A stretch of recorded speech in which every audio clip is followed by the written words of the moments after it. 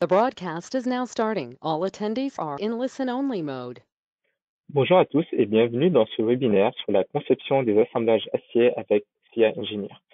Je m'appelle Tarek Shaiban et je suis ingénieur au support technique chez SIA. Pour le contenu d'aujourd'hui, et juste avant de parler du contenu, un petit rappel sur l'utilisation de GoToWebinar.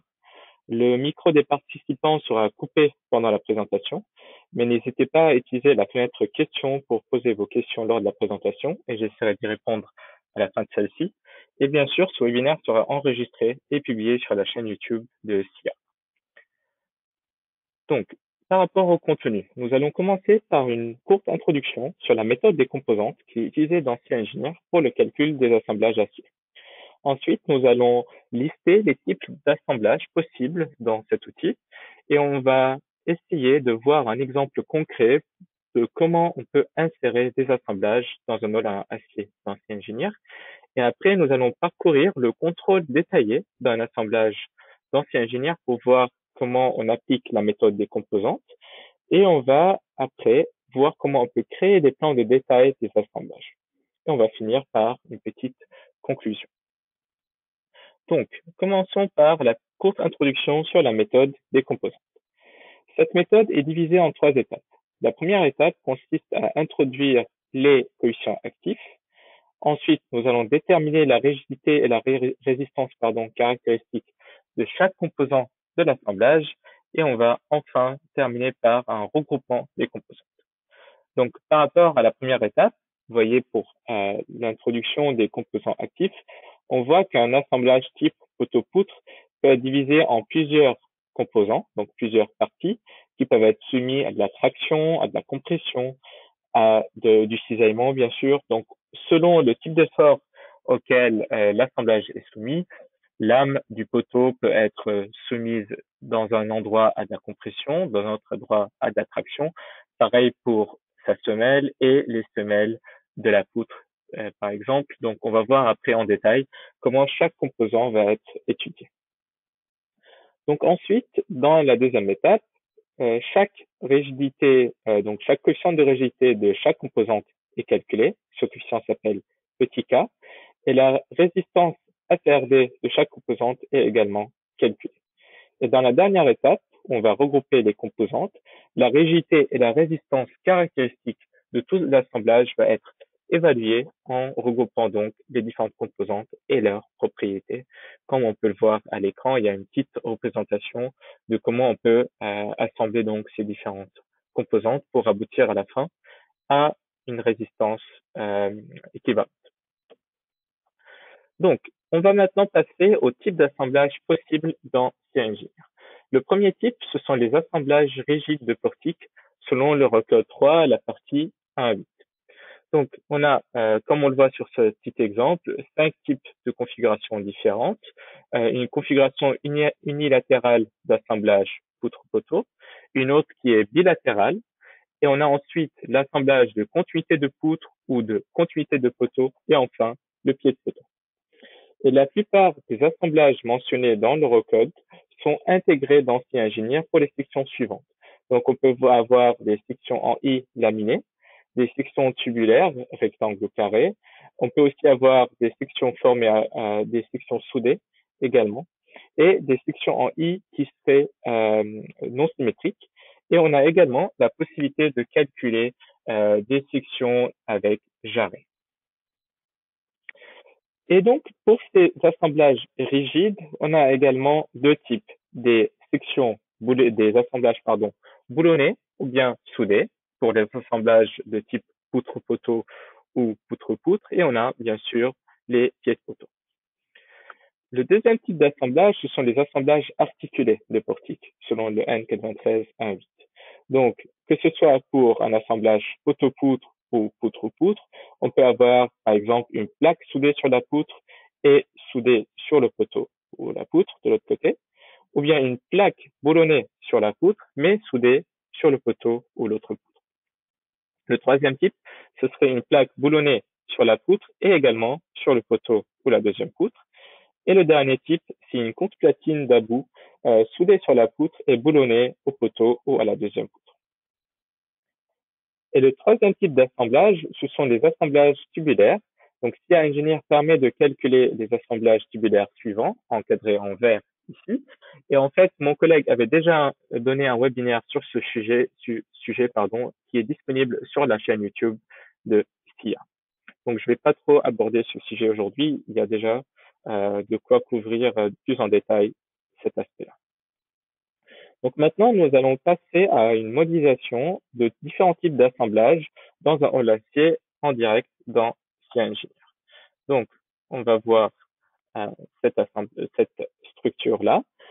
Pour pouvoir réaliser des assemblages dans CIengineer, il faut être sûr que dans les paramètres du projet, on a bien activé dans les fonctionnalités la partie assemblage acier. Quand ceci est fait, dans le menu acier, donc je laisse SIA la sauvegarde automatique à l'instant. Voilà. Donc dans le menu acier, on a des options supplémentaires qui vont apparaître. On a d'abord la configuration assemblage. Dans cette fenêtre-là, on va pouvoir paramétrer pas mal de choses. Donc, on peut, par exemple, au niveau des boulons, définir quelques dispositions constructives. Quelle est la distance minimale d'extrémité E1, par exemple. Donc, c'est un coefficient par lequel le diamètre des zéros est calculé.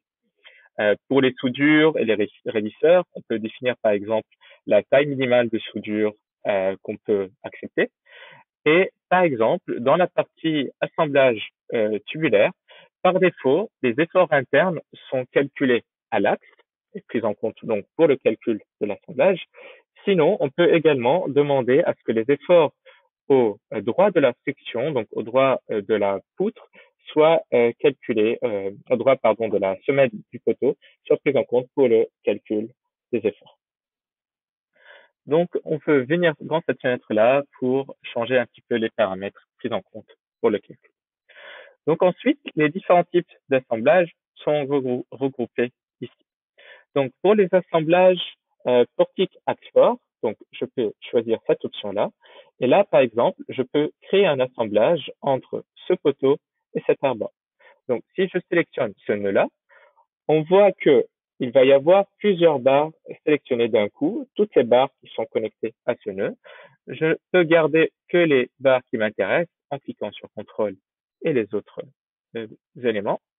Et après, en faisant un échappe, l'assemblage va être créé sous forme d'étiquette. Donc, à ce niveau-là, au niveau de la modélisation de l'assemblage, on peut choisir entre un portique boulonné, soudé ou articulé. Là, je vais rester sur un portique boulonné. Je peux d'abord ajouter une platine d'abou, par exemple. On peut la voir graphiquement. Et pour faciliter sa visualisation, je peux me mettre dans une vue en modèle de structure. Et là, on aura une représentation un peu plus réaliste. Et dans les paramètres d'affichage, je peux aller dans la partie assemblage. Et au lieu d'un rendu filaire, je peux mettre un rendu solide pour avoir la platine avec les couleurs.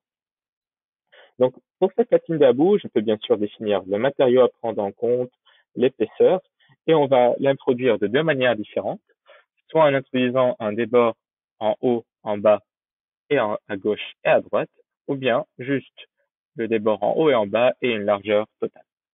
Donc, pour l'instant, je vais la garder ainsi. Et ensuite, on peut ajouter une contreplaque qui va venir se placer derrière la semelle du poteau. Donc, c'était juste pour vous montrer cette possibilité. Comme cette poutre a déjà un jarret inférieur, le logiciel me permet d'ajouter simplement un jarret supérieur. Le jarret inférieur est déjà pris en compte. Donc, si je clique ici, vous voyez qu'il y a un jarret supérieur qui est proposé. On peut également mettre un raidisseur haut, par exemple, qui viendra se placer au niveau de la semelle supérieure de la poutre, et un raidisseur bas qui se mettrait en bas du jarret. On peut également mettre un raidisseur diagonal, une doublure d'âme, etc.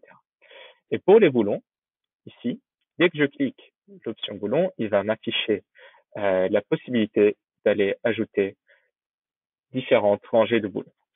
Donc, il y a d'abord le choix du type de boulon à prendre en compte. On a une bibliothèque assez complète. Donc, par exemple, je peux aller choisir du M16 8.8. Et en fonction de ce boulon-là, le nombre de rangées proposées par défaut va varier. Et un petit mot sur le catalogue de boulons disponibles. En cliquant sur les trois points ici, on peut aller voir que pour chaque boulon, on peut changer également la classe du boulon, l'écrou sélectionné, etc. Et on peut choisir entre un type normal ou précontraint, sachant qu'il y a déjà des boulons précontraints, prédéfinis dans la bibliothèque. Donc là, on peut choisir par exemple entre avoir 2 ou 4 boulons par rangée, la distance entre les boulons du même rangée, et là, avec les dimensions de la poutre et donc de la platine d'about, il me propose 11 rangées différentes de boulons avec un espacement par défaut qui est par rapport au bas de la poutre, qui peut être aussi défini par rapport au dessous de la platine. Et donc, si par exemple j'active la rangée 2 ici, on voit ici que la rangée 1 est à 561 mm du bas et la rangée 2 à 515. Si je rapproche cette rangée 2, je la mets à 550 par exemple, il va me mettre tout de suite un message d'avertissement indiquant que ces deux rangées sont trop proches.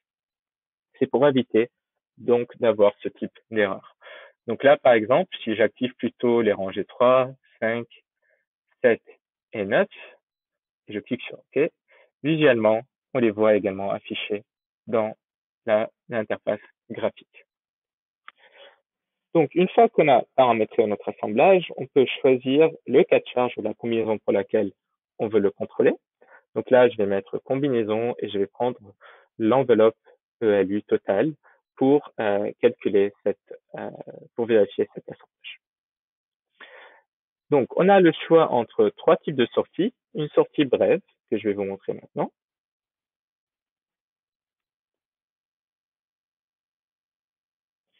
Donc, je vais la régénérer.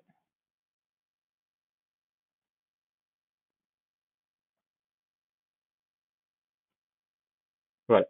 Dans cette sortie, il y a juste un petit descriptif de l'assemblage, de son type et donc de la combinaison prise en compte et un résumé de la vérification réalisée et une indication que le contrôle de la rigidité est OK. Alors que dans la sortie synthèse, on va avoir un peu plus d'informations. Donc, je vais la régénérer également.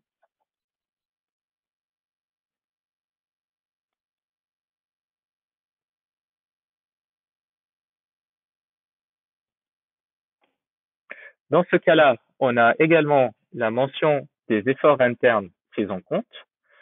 Ensuite, on a un calcul des différentes résistances à la flexion, à l'effort normal et à l'effort tranchant, et les parties limites. Donc, comme on a vu tout à l'heure, les différents composants sont identifiés. Et là, en traction, c'est la platine qui est la partie limite. En compression, c'est l'âme du poteau qui est en cisaillement. Et donc, la rigidité est calculée. On verra ça un peu plus en détail tout à l'heure. Mais vous voyez qu'il y a le calcul de la rigidité initiale et le calcul de la rigidité séquente. Et il y a une classification de la rigidité. Donc ici, le système est classé comme étant rigide. Et le contrôle de la rigidité est OK. Il y a également un petit contrôle qui est fait autour de l'axe faible, de la même manière, et un tableau résumant le contrôle. Donc, il y a le contrôle du moment fléchissant MY, le moment fléchissant MZ, l'effort normal NED et les efforts tranchants VZ et VY qui sont donc à chaque fois comparés aux résistances calculées. Et il y a un contrôle combiné VZ, VY et un contrôle combiné MY, MZ. Donc le contrôle maximal dans ce cas-là est de 0,25, donc un taux de travail de 25%. Il y a également un diagramme moment rotation qui est affiché. Donc ce diagramme est calculé à partir donc des différentes parties de l'assemblage et donc la rigidité équivalente est affichée ici.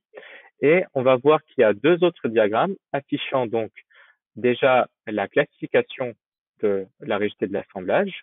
On voit qu'il y a la limite d'une classe rigide qui est indiquée en vert, la limite d'une classe articulée indiquée en rouge. Nous, notre rigidité initiale en bleu, elle est au-dessus de la limite d'une classe rigide. Donc, l'assemblage est classifié comme étant rigide. Si on se situe entre les deux lignes, l'assemblage sera considéré comme étant semi-articulé. Et si cette rigidité est inférieure à la limite de la rigidité articulée, l'assemblage sera considéré comme étant articulé. Et un autre contrôle est réalisé ici. Il faut en fait que l'hypothèse de base soit vérifiée. À la base, la poutre et le poteau étaient encastré. Je n'avais pas placé de rotule. Donc, il y a une limite de rigidité à respecter pour que cette hypothèse de base soit considérée comme étant bonne. Donc, une limite supérieure en vert est calculée, une autre limite en rouge est également calculée, et nous, notre rigidité se situe entre les deux, donc ce contrôle est bien vérifié. Il y a également la courbe, donc moment rotation, autour de l'axe faible qui est également montré.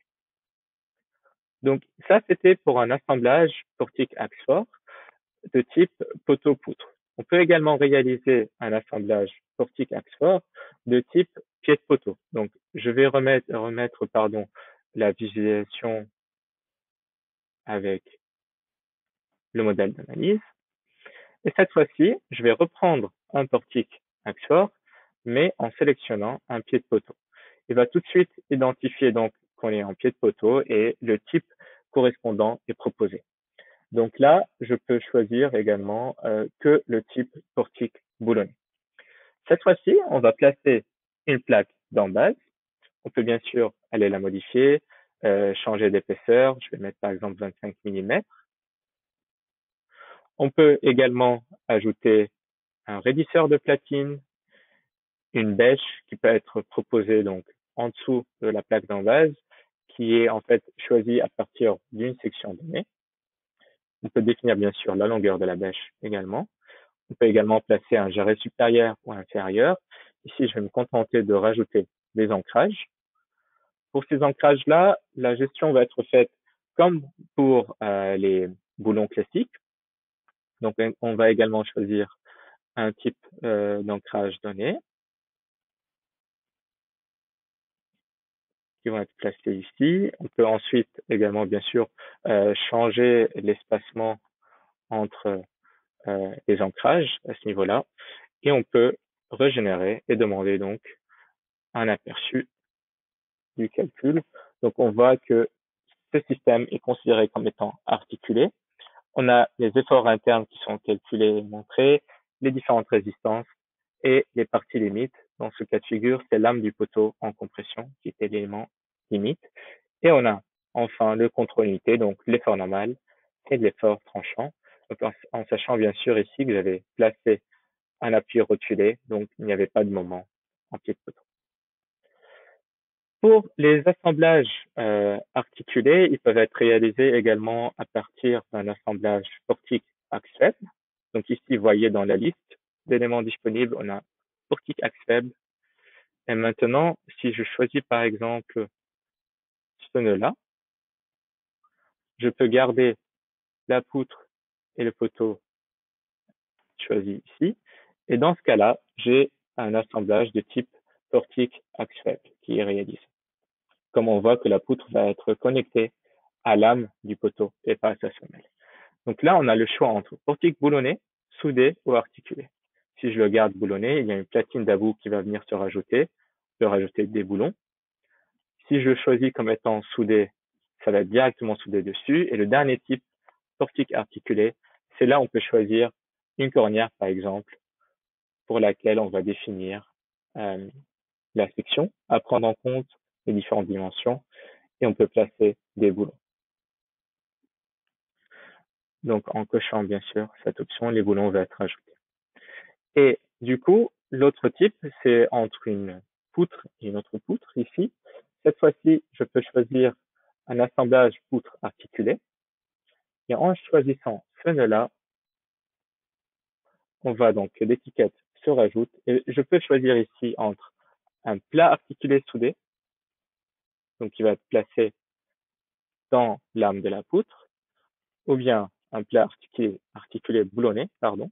Donc, il y a en plus des boulons qui peuvent être placés, une cornière, comme tout à l'heure, ou bien le dernier type, une courte platine d'about qui peut être également ajoutée entre les deux poutres. Donc voilà pour les trois types d'assemblage qu'on peut réaliser dans CEngineer. Je vais maintenant revenir un instant dans la présentation et on va passer à un contrôle détaillé d'un assemblage spécifique dans CEngineer. Donc pour cet exemple, on va prendre un assemblage poteau-poutre Et l'objectif est de montrer que ce contrôle détaillé est réalisé de la bonne manière selon la méthode des composantes décrite dans le record. Donc, les données de ce modèle sont les suivantes. C'est un assemblage de type Portic-Axford qui est réalisé entre un poteau de section HEB 140B et une poutre de section IPE 220. L'acier S235 est utilisé pour les deux sections et une charge uniforme de 5 Nm est appliquée sur la poutre alors que le pas propre est négligé. Donc, pour cet assemblage, on va placer une platine d'about de 12 mm d'épaisseur avec un acier de S235 et des boulons M16 8.8 sur 3 rangées vont être placés. Donc, passons directement dans SciEnginier pour vous montrer cet assemblage. Donc, vous voyez l'assemblage, donc déjà les barres présentées dans le modèle et je vais aller afficher l'assemblage déjà créé.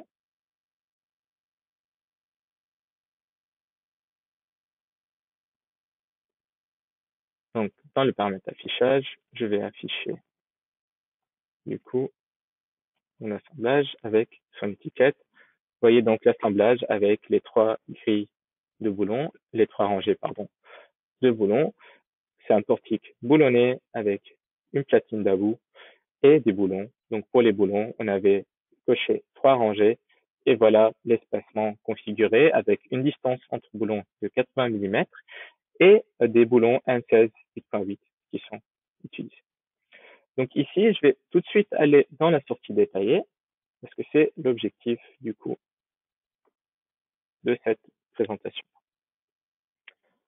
Donc, dans cette sortie détaillée, on va d'abord avoir une partie où on va décrire les barres prises en compte. Donc, il y a les deux parties du poteau et la poutre. On a également une description des boulons et de la platine d'about utilisée. Ensuite, on a les coefficients pris en compte, les coefficients de sécurité pris en compte selon la NEC nationale choisie. Donc ici, on a l'Eurocode standard. Donc on a gamma M0, gamma M1, M2, M3 qui sont pris à partir de cet annexe-là. Je peux aller vous montrer qu'en allant ici dans Gérer les annexes, dans la partie EN 93.1.8, on peut venir modifier les valeurs de ces coefficients. Donc bien sûr, si j'avais pris l'annexe française ou belge, les valeurs auraient pu être adaptées en fonction de cette annexe. Ensuite, on va avoir les efforts internes pris en compte. Donc là, je vais régénérer puisque je suis allé dans la configuration de l'annexe nationale. Donc ici, on a les efforts internes où on voit un effort tranchant VZ de 10 kN et un moment négatif MY de moins 10 kN mètre. Vu que le moment est négatif, il y a une traction qui s'applique sur la partie supérieure du coup de la poutre, donc une traction en haut. Donc, ce qui va se faire, ce qui va être fait ici, c'est qu'on va d'abord calculer le moment résistant de calcul MJY-RD. Ça va être fait avec des étapes détaillées que je vais vous montrer un petit peu en revenant un court instant sur la présentation. Donc, j'avais parlé des efforts internes appliqués. Il faut également savoir que là, j'ai demandé des efforts internes pour un cas de charge. Si on les demande pour une combinaison, ou donc une enveloppe, les efforts internes affichés sont ceux qui donnent le plus grand contrôle unité ou bien ceux qui donnent le contrôle de la rigidité non satisfait. Donc, pour le calcul de ce moment résistant MJYRD, il est donc nécessaire d'abord de déterminer la résistance des composants de base. Avec ce moment négatif appliqué et cet effort tranchant VZ, les composants de base sont le panneau d'âme du poteau en cisaillement, l'âme du poteau en compression, l'aile et l'âme de la poutre en compression, et bien sûr les rangées de boulons qu'il va falloir vérifier. Donc, la première étape, c'est de calculer la résistance du panneau d'âme de poteau en cisaillement, qui est fait selon l'article 6.2.6.1 de le N93.1.8. Je vous montre à l'écran ici un petit descriptif de ces formules. Et donc, on voit que la valeur calculée de la résistance est de 160,21 kN en prenant donc l'aire de cisaillement de lame du poteau AV. Et donc, on a abouti à la même valeur d'ancien ingénieur, comme vous pouvez le voir dans le tableau ici, 160,21 kN. Ensuite, pour lame du poteau en compression, sa résistance est calculée selon l'article 6.2.6.2 cette fois-ci. Donc, c'est la valeur de FCWC-RD. Et on voit que la valeur calculée en suivant l'Eurocode est de 190,56 kN et c'est la valeur qu'on retrouve également dans Sci Engineer ici. Pour la troisième partie, l'aile et lame de la poutre en compression, cette fois-ci c'est l'article 6.2.6.7 qu'il faut utiliser, qui nous permet de calculer la valeur RB. La résistance de 317,72 kN calculée théoriquement est retrouvée également dans CING. Donc, ensuite, pour la résistance de calcul en traction de rangées de boulons, un modèle d'une section en T équivalente est utilisé. Il comprend la platine d'about en flexion, la semelle du poteau en flexion et les boulons. Et pour ce modèle équivalent, il y a trois différents modes de rupture possibles. Et la résistance de chaque mode est calculée. Donc, ces trois modes sont la rupture complète de la semelle, la rupture des boulons avec rupture de la semelle ou la rupture des boulons seuls. Pour le premier mode, donc la rupture complète de la semelle, les boulons restent intacts. Il s'agit de la rupture de la semelle du poteau ou de la platine d'about. Et c'est la résistance ST1-RD qui est calculée avec le moment plastique MPL1-RD qui est calculé avec la formule suivante. Pour le deuxième mode de rupture, cette fois-ci, les boulons seront en même temps que la rupture de la semelle du poteau ou celle de la platine d'about. Et c'est la résistance FT2-RD et le moment plastique MPL2-RD qui sont calculés. Et pour le troisième mode, les boulons seront, mais il n'y a pas d'influence sur la semelle du poteau ou la platine d'about. Et donc, c'est la valeur de résistance FT3-RD qui est calculée, qui est la somme de résistance des différents boulons. Et donc, le minimum parmi les trois résistances, FT1, FT2 et FT3-RD, est la résistance en traction limitante pour la rangée de boulons ou le groupe de boulons. Donc, on va d'abord calculer la résistance à la traction d'un boulon seul avec la formule suivante pour un boulon M16 8.8, tel que celui utilisé dans notre exemple. On va prendre un FUB de 800 mégapascales, l'aire de la section du boulon de 157 mm2 et on obtient une résistance de 90,3 kN. Et la longueur d'élongation du boulon, qui est égale à la longueur de prise, plus la moitié de la somme de la hauteur de la tête du boulon et de celle de l'écrou, est calculée comme étant égale à 38,8 mm. Et c'est ce qu'on retrouve également dans Sci Engineer. Donc, une résistance de 90 kN et LB égale à 38,8. Et donc, pour chaque rangée de boulons, quelques paramètres géométriques sont à définir. Et donc, on aura pour chaque rangée les valeurs E, E1, M et N à calculer. À partir de ces valeurs-là, on aura le calcul également du paramètre P. Et on retrouve les paramètres théoriques dans le tableau de Sci Engineer. Et ensuite, ce qui est important, c'est que pour chaque rangée de boulons, les largeurs effectives sont à calculer selon la position de la rangée sur le tableau 6.4 de l'Eurocode. Donc, ce tableau est représenté ici. Pour chaque rangée de boulons, il va falloir calculer une largeur effective avec des formes circulaires ou des formes non circulaires. Et en fait, dans Sci Engineer, ce tableau a été complété en se basant sur deux publications supplémentaires dont je peux vous fournir également les références pour couvrir une plus large gamme de types de rangées de boulons. Et dans notre exemple spécifique, il y a deux types de rangées, une rangée intérieure de boulons et pour les deux autres rangées, ce sont des rangées classées comme étant haute rangée extrême de boulons en extrémité de poteau. Et je vous présente, selon le tableau 6.4, le calcul des différentes largeurs effectives pour la rangée 1, la rangée 2 et la rangée 3, et on retrouve ces valeurs dans le tableau récapitulatif d'Anti-Engineer. Et en fait, pour chaque rangée, il faut également calculer la largeur effective pour les deux modes 1 et 2, également sur le même tableau 6.4. Ici, on a la même valeur pour les deux modes 1 et 2 et pour les trois rangées, 145,1 mm.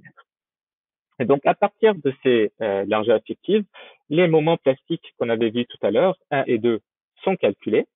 Et ensuite, la valeur LB étoile est comparée, donc LB astérix en fait, est comparée à la valeur de LB.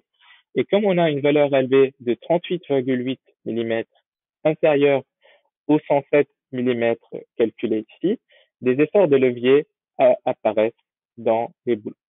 Donc, pour chaque rangée, on voit ici la valeur des largeurs effectives calculées.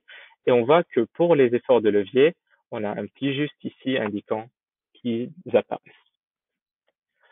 Donc, à partir de tout ça, on peut calculer les résistances pour les trois différents modes décrits tout à l'heure.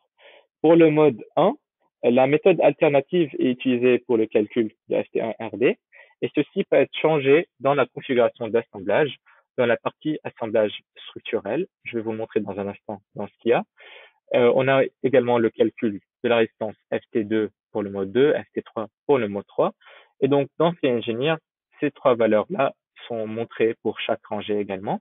Et on a à la fin la résistance équivalente pour chaque rangée, donc qui est la résistance minimale parmi ces trois résistances calculées.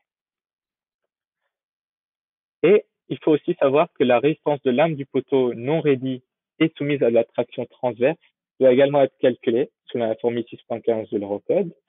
Et donc les paramètres oméga et bêta sont déterminés à partir des tableaux 6.3 et 5.4. Et dans cet exemple, la valeur de résistance calculée FTWCRD de 179 kN est retrouvée également dans CInGenere. Donc, je vais revenir un instant dans CInGenere pour vous montrer tout ça. Donc, vous voyez ici les différentes résistances calculées pour le panneau d'âme en cisaillement, lame du poteau en compression, l'aile et lame de la poutre en compression. Et puis, on passe à la partie dédiée au boulon. Donc, on a la résistance d'un boulon seul, puis les résistances calculées pour chaque rangée seule. Et en fait, ce qu'il faut savoir également, c'est que dans CInGenere, on applique la méthode du tableau 6.4 qui nécessite aussi le calcul de la résistance de différentes rangées groupées ensemble. Donc, les valeurs qu'on a vues ici sont pour des rangées de boulons individuelles.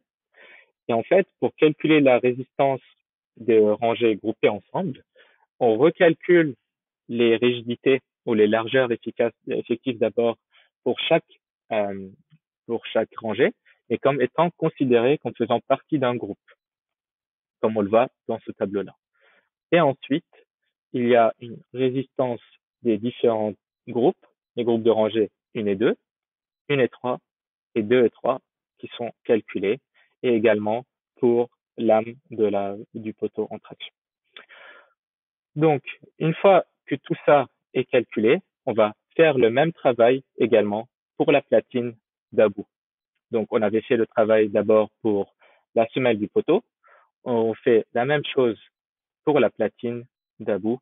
Et une fois que ces résistances sont calculées, il y a un tableau récapitulatif dans CInGenere qui va vous donner les différentes résistances à la traction de chaque rangée. Et dans la dernière colonne, on a la valeur minimale FTRD parmi toutes ces résistances calculées. Et donc, je vais également vous montrer que dans la configuration acier, si je ferme ça un instant, dans la partie assemblage structurel, on peut choisir si on utilise la méthode alternative ou pas pour FT1RD. Et je redemande l'aperçu de nouveau. Et je repasse un instant dans notre présentation. J'ai parlé de la résistance de calcul des rangées de boulons. Donc, ceci est également nécessaire pour la partie où on traite de la platine d'Abu, mais cette fois-ci, on va travailler que sur les rangées 2 et 3. On n'a plus besoin de prendre en compte les rangées 1 et 2 et 1 et 3, juste les rangées 2 et 3 vont travailler ensemble. Et donc, pour le calcul de la résistance MJRD, ce calcul est fait selon la formule suivante, somme de HR FTR-RD. Donc, pour chaque rangée, la résistance minimale FTRD est prise en compte. C'est celle qu'on a vue dans le tableau récapitulatif tout à l'heure. Et la valeur minimale pour l'âme du poteau en traction, la semelle du poteau en flexion, la platine d'Abu en flexion et l'âme de la poutre en traction doit être vérifiée. Il faut savoir aussi, c'est que l'âme du poteau en cisaillement a la plus faible résistance dans cet exemple-là, 159,72 kN, et ceci est montré également dans CI Engineer où on a un calcul qui est assez proche, on a 160,21. Et cette limite et la limite triangulaire sont montrées également dans CI Engineer, dans la note, dans la sortie détaillée. Et la limitation triangulaire, dans notre cas, n'est pas nécessaire. Donc, MJRD peut être calculé à partir des valeurs suivantes pour H. Donc, selon la position des différentes rangées de boulons, la valeur de H est calculée pour chacune d'entre elles. Et ces valeurs sont montrées ensuite dans CIengineer, comme on peut le voir dans cette colonne-là. Et MJRD est, calculé à partir de ceci. Donc, la résistance de chaque rangée est multipliée par ce paramètre H. Et la résistance globale est de 36,64 kN/m, ce qu'on retrouve également dans CIengineer. Donc ça, c'était par rapport au calcul de moment résistant. On peut le voir donc à nouveau dans la sortie détaillée dans CIengineer à ce niveau-là. Voilà. Ensuite, le même travail donc, est fait aussi pour calculer la résistance équivalente de l'assemblage complet à l'effort normal. Pareil pour le calcul de la résistance au cisaillement. Et ensuite, on va passer au calcul de la rigidité. Donc, un petit mot sur la rigidité. Je reviens donc sur la présentation un instant. Pour un assemblage, le moment de rotation caractéristique qui décrit la relation entre le moment de flexion MJSD appliqué au nœud de l'assemblage à travers la poutre connectée et la rotation θED entre les éléments connectés sont calculés. Donc, la caractéristique moment-rotation définit trois propriétés essentielles, ce qu'on va retrouver dans la note de calcul dans CIR. Le moment résistant MJRD, la rigidité rotationnelle SJ et la capacité de rotation θCD. Donc, je vais revenir dans CIengineer pour vous montrer en direct. Donc, pour ce contrôle de la rigidité, il y a d'abord un calcul des bornes inférieures et supérieures pour savoir si la rigidité calculée est admissible. Donc, on a SJ borne inférieure ici et SJ borne supérieure qui peut être infinie comme dans notre cas de figure. Donc, ce qui va surtout nous intéresser, c'est que la rigidité calculée, SJ initiale, soit supérieure à 23,28 Nm par radian. Et donc, pour le calcul de cette rigidité, on va voir que dans la partie graphique à la fin, c'est ce que j'avais déjà montré, la valeur de SJ initiale calculée en réalité est inférieure à cette limite en rouge. Donc, le contrôle de la rigidité dans ce cas de figure n'est pas bon. Même si, théoriquement, on avait essayé de créer un assemblage rigide, on voit ici que le SJ initial calculé se trouve entre les bornes d'une classe rigide et les bornes d'une classe articulée. Donc cet assemblage est en réalité semi-rigide. Voilà. Donc on peut le découvrir soit dans le tableau, soit dans l'affichage graphique ici de la rigidité. Et Du coup, pour cette rigidité, le calcul est bien sûr fait pour chaque partie de l'assemblage et ensuite on a une rigidité globale de l'assemblage qui est calculée. Pour chaque partie de l'assemblage, il y a donc je n'ai pas le temps d'aller montrer tout ça en détail maintenant, mais pour chaque partie de l'assemblage, il y a euh, une partie qui est considérée comme étant un ressort avec une certaine rigidité et puis la rigidité globale de l'assemblage est calculée. Ceci est résumé dans ce tableau-là.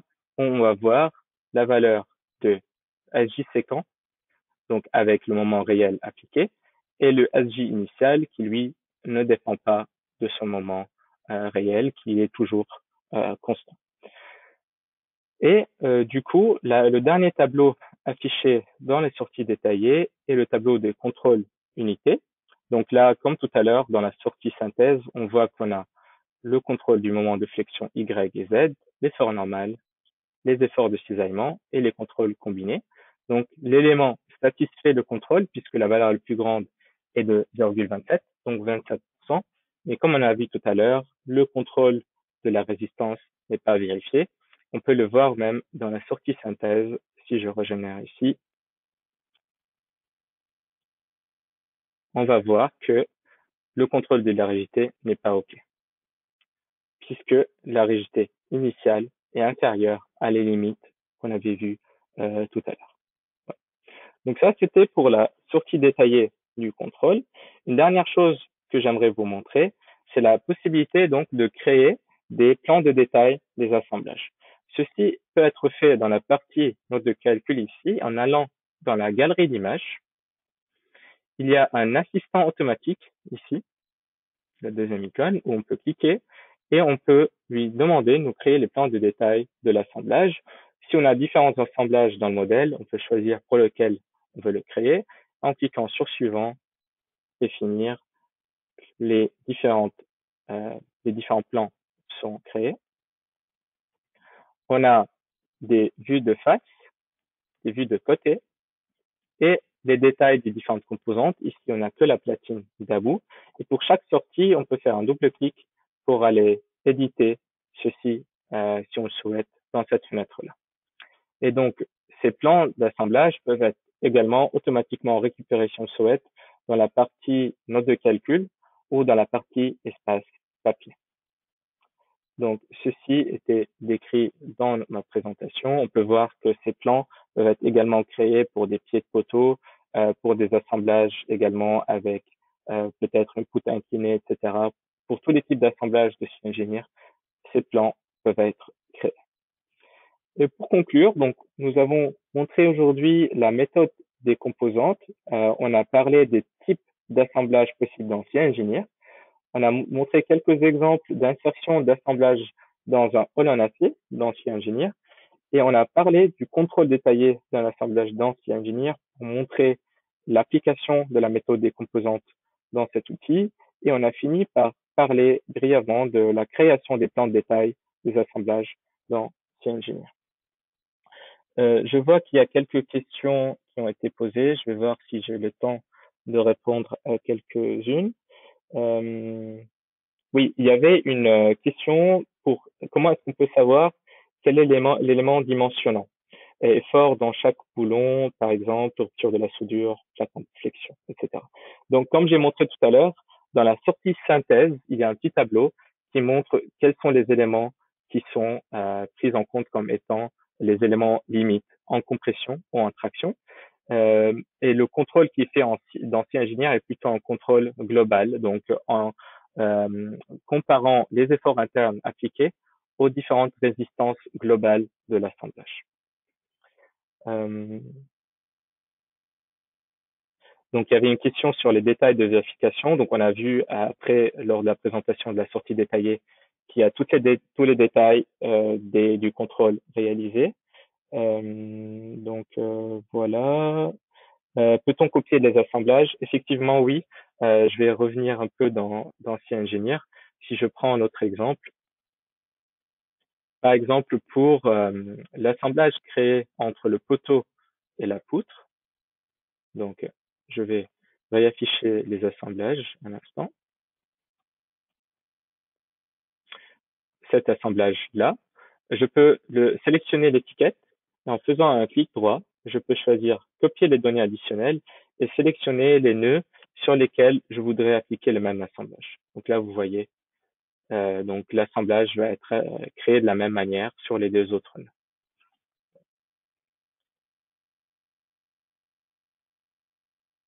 Euh, Voilà, donc ce sont, je pense, les questions principales pour lesquelles j'ai le temps de répondre aujourd'hui. Je vais noter les autres questions qui ont été posées et je reviendrai vers vous là-dessus plus tard. Merci pour votre participation aujourd'hui et donc j'espère que la présentation était assez claire et à bientôt pour un prochain webinaire. Au revoir et bonne journée à tous.